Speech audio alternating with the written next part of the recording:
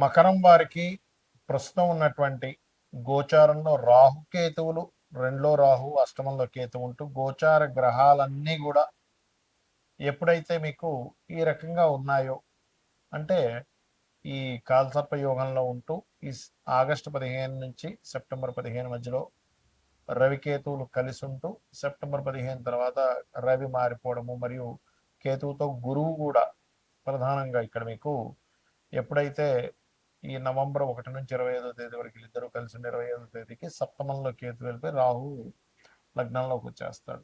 దీని మూలంగా మీకు కలిగేటువంటి ఫలితాలు ఏమిటి, ఏ దేవత ఆరాధన చేయాలి, ఎటువంటి విషయాల పట్ల మీరు జాగ్రత్త వహించాలి అనేటువంటి అంశాలు చెప్తుంది నేనైనప్పటికీ చెప్పిస్తుంది సాక్షాత్ లలిత అమ్మవారిగా భావిస్తూ ఆ లలితాంబిక అమ్మవారి యొక్క అనుగ్రహం పరిపూర్ణంగా కలగాలని మనస్ఫూర్తిగా కోరుకుంటూ ఇక్కడ ఎప్పుడైతే రాహు రెండవ భావంలో ఉన్నాడో నవంబర్ 25వ తేదీ వరకు ఆన్లైన్లో చేసే బిజినెస్ మూలంగా ధనయోగం అనేటువంటిది మీకు కలగనుంది, అందులో ఎటువంటి సందేహం లేదు.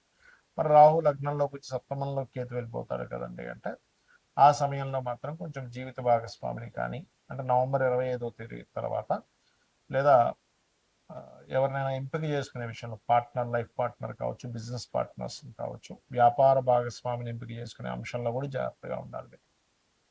అలాగే ఈ యొక్క మకరం వారికి అష్టమ స్థానంలో కేతు ఉన్నాడు ప్రస్తుతం. కాబట్టి అగ్ని ప్రమాదాలు, అగ్ని సంబంధించినటువంటి విషయంలోని ఏదైనా అంటే ఇటు కొద్దిగా ఈ అగ్ని సంబంధించిన దాంట్లో పనిచేసేవారు, ఎండల్లో పనిచేసేటువంటి వారు కాస్త జాగ్రత్తగా ఉండాలి. అయితే ఈ కేతువు దగ్గరికి రవి వస్తాడు మకరం వారికి. రవి ఎప్పుడైతే వస్తాడో అది ఒక రకంగా చెప్పాలంటే వారికి ఇన్సూరెన్సెస్ రిలేటెడ్ కట్టినటువంటివి ఏవైనా కొంతవరకు సపోర్ట్ చేయడం ఇలాంటివి కలిసి వస్తాయి. మరియు అదేవిధంగా గురువు ఎప్పుడైతే కేతువును కలుస్తున్నాడో ఒక రకంగా చెప్పాలంటే పూర్వీకుల ఆస్తులకు సంబంధించినటువంటి విషయంలో ఏవైనా గతంలో ఏర్పడినటువంటి కొన్ని ఇబ్బందులు అనేటువంటివి తగ్గనున్నాయి అనేటువంటి చాలా స్పష్టంగా గోచరిస్తుంది. ఇక మీరు ఈ గ్రహాల యొక్క స్థితి మూలంగా ముఖ్యంగా అష్టమంలో కేతు ఉన్నాడు కాబట్టి ఇన్సూరెన్సెస్ సంబంధించిన కట్టకుండా నెగ్లెన్సీ చేయడం ఎట్టి పరిస్థితుల్లో చేయకండి. అయితే ఈ రాహు రాశిలోకి వస్తాడు. ఎప్పుడైతే రాహు రాశిలోకి వస్తాడో మీరు వృత్తి సంబంధించినటువంటి విషయంలో కొంచెం ఆన్లైన్లో చేసుకునేటువంటి వృత్తులు అంటే అలానే షేర్ మార్కెట్లో లేకపోతే బెట్టింగ్లో ఈ ప్యాకెట్లో కాదు నేను చెప్పేది. షేర్ మార్కెట్ కూడా చేయొచ్చు కానీ మీ జాతకంలో బాగుంటే చేయొచ్చు. మీ జాతకంలో షేర్ మార్కెట్ ద్వారా ధనయోగం వచ్చేటువంటి యోగం ఉంటే ఖచ్చితంగా చేయొచ్చు, అందులో ఎటువంటి సందేహం లేదు. అయితే ఎప్పుడైతే రాహు రాశిలోకి వస్తాడో నవంబర్ 25వ తేదీ నుంచి అక్కడి నుంచి మీరు ఏం చేస్తారంటే మనకి కేతువు సప్తమంలో రాహు రాశిలో ఉన్నందుకు దుర్గానామాన్ని నిత్యము స్మరిస్తూ ఉండండి, అన్ని విధాలా మీకు బాగుంటుంది. ఇక్కడ మనం చాలాసార్లు చాలా సందర్భాల్లో చెప్పడం జరిగింది, ఈ రాహుకేతువులు కాల్సర్ప యోగాన్ని జన్మజాతకంలో కనుక ఉన్నట్లయితే ఏమి పట్టించుకోకండి, గోచారంలో ఉన్నప్పుడే అది దేశకాల పరిస్థితుల మీద మనుషుల్ని చూపిస్తుంది అని కదా. చాలా ఉదాహరణలు కూడా చెప్పాను. చిరంజీవి గారు పెద్ద పెద్ద ఇప్పుడు ఒక దాదాపుగా 170 మంది ప్రెసిడెంట్ల జాతకాల్లో కాల్సర్ప యోగం ఉంది అని. ఇది జన్మజాతకంలో ఉంటే మనందరం ఏంటంటే కాల్సర్ప యోగం ఉంది, జీవితం ఏమైపోతుందేమో అనుకుంటూ ఉంటాం. మెగాస్టార్ చిరంజీవి కూడా ఉందని చాలాసార్లు చెప్పాను. కాబట్టి ఇది ఎందుకు గుర్తు చేస్తున్నా అంటే నేను మీకు గోచారంలో కాల్సర్ప యోగం రావడం వేరు, జన్మజాతకానికి రావడం వేరు. గోచారంలో వచ్చినప్పుడు జన్మజాతకం మీద కొంత పర్సెంట్ పడుతుంది, ఒక 10 to 15%. దేశకాల పరిస్థితుల మీద 85% పడుతుంది దాని ఎఫెక్ట్ అనేది. అందుకే మనం ఇప్పుడు చూస్తున్నాం ఈ యుద్ధాలు అనుకోండి ఇవన్నీ కూడా. అయితే ఇక్కడ ఎప్పుడైతే ఈ గ్రహాలన్నీ కూడా ఈ కాల్సర్ప యోగంలోకి వస్తున్నాయో దీని గురించి మీరు ఏం భయపడకండి. ఇది ఓన్లీ 10 to 15% నేను చెప్పిన రెమెడీ చేసుకుంటే సరిపోతుంది, ఏది పర్సనల్ చార్ట్ విషయంలో. కానీ దేశకాల పరిస్థితుల్లో దీని యొక్క ప్రభావం ఉంటుంది. మరియు ఇది కాకుండా సర్పదోషం అంటారు, అది వేరు. కాలసర్పదోషం లాగా గ్రహాలన్నీ అసలు కాలసర్పదోషం అంటే ఏంటి, రాహు కేతువు 180 degreesలో ఒకదానికొకటి ఆపోజిట్లో ఉండగా గ్రహాలన్నీ చంద్రుడితో సైతం అన్ని గ్రహాలు ఒకవైపు వచ్చేసేయాలి, వన్ సైడ్ మొత్తం ఖాళీగా ఉండాలి. అలా లేకుండా కూడా కొంతమంది ఒక గ్రహం 2 గ్రహాలు బయటన మీకు కాలసర్ప యోగం ఉంది, దోషం ఉందని భయపెడుతూ ఉంటారు. అటువంటివి పట్టించుకోకండి దయచేసి. ఒకవేళ మీకు అంతగా కాలసర్ప యోగం ఉందని భయం వేస్తూ ఉన్నట్లయితే చక్కగా మీరు కాళహస్తికి వెళ్ళి స్వామివారిని దర్శనం చేసుకోండి, అక్కడ రాహుకేతు పూజ చేసుకోండి. లేదా మీ ఇంటికి దగ్గరలో రావి చెట్టు కింద సర్పాలు ప్రతిష్ఠ చేసిన ఉన్నట్లయితే వాటి మీద పసుపు కుంకుమ గంధం కలిపిన వాటర్ వేయండి, సరిపోతుంది. అయితే ఈ నార్మల్ సర్పదోషాలు ఏమిటి చూసుకున్నట్లయితే శనికేతువులు సర్పదోషం కలిసి ఉంటాయి. దీనికి ఏం చేయాలి పరిహారం కూడా చెప్తాను. కుజరాహువులు, శుక్రకేతువులు, రవిరాహువులు, శని రవి, కుజాబుధ, అదేవిధంగా బుధుడు కేతు అది స్వల్పమే, పెద్ద కాదు. ఈ రకంగా కొన్ని కాంబినేషన్స్ ఉంటాయి. చంద్రుడు రాహు, అదేవిధంగా శని రాహు, స్తపత యోగం కూడా అంటూ, స్తపత దోషం అని కూడా అంటూ ఉంటారు. యోగము దోషము రెండు అంటూ ఉంటారు. ఈ రకంగా ఇది కూడా ఇస్తుంది. ఇది సర్పదోష సంబంధించిన కాంబినేషన్స్. దీనికి ఏం చేయాలి అంటే, మీకు దగ్గరలో ఇప్పుడు ఆలయాల్లో చూడండి రావి చెట్టు ఉంటుంది. రావి చెట్టు కిందని సర్ప ప్రతిష్ఠ చేసి ఉంటాయి.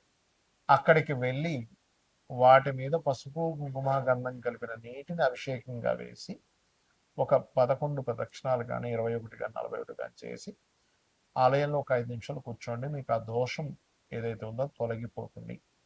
అందరూ చేయవలసింది, ఎందుకంటే కాలసర్ప యోగంలో గ్రహాలన్నీ ఉన్నాయి కాబట్టి. ఇక మరొక విషయం ఏంటంటే, ఎప్పుడైనా సరే ఈ కాంబినేషన్స్ ఉన్నప్పుడు మనం ఏదో అయిపోతుందని కాదు, ఆ యొక్క విషయంలో ఎటువంటి విషయం అంటే ఎటువంటి జాగ్రత్తలు తీసుకుంటే మంచిది అని. ఉదాహరణకి శనికేతువులు ఉన్నారు. మీరు వ్యాపారంలో మీ కాన్సన్ట్రేషన్ ఎక్కువ చేయాలి ఉద్యోగం కంటే కూడా. ఉద్యోగంలో ఎక్కువ కాన్సన్ట్రేషన్ చేస్తే అంత పెద్దగా కలిసి రాదు, ఉద్యోగం కూడా చేయబుద్ధి అవ్వదు ఈ కాంబినేషన్ ఉన్నప్పుడు. కుజరాహులు ఉన్నారనుకోండి మీ జాతకంలో, వాహనం మీద వెళ్ళినప్పుడు ఎక్కువ స్పీడ్గా వెళ్ళకూడదు, అంటే సర్పదోషం ఆ రూపంలో అటాక్ చేస్తూ ఉంటుంది. చంద్రరాహువులు ఉన్నారు, నీటి ప్రదేశాలు వెళ్ళినప్పుడు జాగ్రత్తగా ఉండాలి. అతి మంచితనంతో నమ్మి ఎవరికైనా మనీ ఇవ్వడం ద్వారా, అది ముఖ్యంగా ధనస్థానంలో ఉంటే ధనం మోసపోవడం జరుగుతూ ఉంటుంది. అలా కాకుండా కుజబుద్ధులు ఉన్నారు, మనకు ఒక్కొక్కసారి అవతల వాళ్ళతో మనకి ఎటువంటి పని ఉంది, రిలేషన్ ఉంది, ఏమి తెలుసుకోకుండా ఆర్గ్యూ చేస్తూ ఉంటాం. ఆర్గ్యుమెంట్ జోలికి వెళ్లకుండా ఉండగలిగితే మీకు ఈ సర్పదోషం అనేటువంటిది ఇబ్బందిని ఇవ్వదు, గుర్తుపెట్టుకోండి. అలాగే శుక్రకేతువులు, అమ్మవారి ఆరాధన చేస్తే ఈ దోషం పోతుంది, సర్ప ఆరాధన చేస్తే పోతుంది, లేదా సర్ప ప్రతిష్ఠ చేసినా సరే పోతుంది. వీటన్నిటికీ కూడా సర్ప ప్రతిష్ఠ చేయాల్సిందే. అయితే ఇక్కడ రాహుతోని కేతుతోని కాంబినేషన్ కనుక ఉన్నట్లయితే మరింత ఎక్కువగా ఉంటుంది, ప్రబలంగా. అదేవిధంగా రాహు మేషరాశిలోని లేదా సింహరాశి, వృశ్చిక రాశిలో ఉన్న సర్పదోషంగా చెప్తూ ఉంటారు. సింహరాశిలో ఉంటే పితృదోషంగా చెప్తూ ఉంటారు. రాహు కానీ శని కానీ కలిసి ఉంటే ఇంకా ఎక్కువ పితృదోషంగా చెప్తూ ఉంటారు. అలాంటప్పుడు అటువంటి పితృదోషాలు ఉన్నా కూడా స్త్రీ జననం జరిగితే దోషం పోతుంది. ఒక్కొక్క దానికి ఒక్కొక్క ఎగ్జంప్షన్ అనేటువంటిది ఉంది. ఏమి చేస్తే ఏమి క్లియర్ అవుతుంది, లైఫ్లో ఎటువంటి మలుపు తిరిగినప్పుడు ఎటువంటి ఫలితాలు వస్తాయి అనేటువంటిది. రవిరాహుల కాంబినేషన్ ఉన్నప్పుడు ఎక్కువగా ఈ ఫుడ్ విషయంలో జాగ్రత్త పడాలి. అంటే మనం తీసుకునేటువంటి ఫుడ్ ఎలాంటిది తీసుకుంటున్నాం, ఎందుకంటే ఇది డైజెషన్ సిస్టమ్ని పాడు చేసుకుంటూ వెళ్తూ ఉంటుంది ఆ దోషం అనేటువంటిది. ఆ రకంగా శని, ఒక్కొక్క గ్రహము ఒక్కొక్క ఫలితాలను ఇవ్వడం. శని రాహువులు అంటే ఇదేంటంటే, శని రాహువులు ఉన్నప్పుడు చిన్న స్టేజ్ నుంచి ఎదుగుతూ ఉంటాడు, పట్టుదలతో వెళ్తూ ఉన్నట్లయితే బాగుంటుంది, కానీ జాబ్లోనే ఎక్కువగా ఇక్కడ సక్సెస్ అవుతూ ఉంటారు.